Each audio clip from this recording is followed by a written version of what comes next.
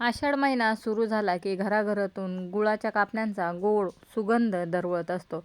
तर चला आज आपण सुद्धा गुळाच्या कापण्या करूयात. त्याच्यासाठी अर्धा कप गरम पाण्यामध्ये 1 कप गूळ भिजत टाकलेला आहे. अर्धा किलो किंवा 4 कप गहूचं पीठ, 2 चमचे रवा, अर्धा चमचा वेलची पूड, 1 चमचा भाजलेल्या बडीशोपची पावडर, चिमूटभर बेकिंग पावडर, चिमूटभर मीठ, अर्धा कप साजूक तूप टाकून सर्व पिठाला मिक्स करून घ्यायचे. त्याच्यामध्ये गुळाचं पाणी टाकलं आणि या पद्धतीने पीठ मळून घेतलं. एक गोळा घेतला, बाकीचं पीठ झाकून ठेवलं. एक पोळी लाटून त्याच्यावरती तीळ आणि खसखस लावून वरच्या साईडने दाबून घ्यायचे. पुन्हा लाटण्याने थोडंसं दाबत लाटून घ्यायचं.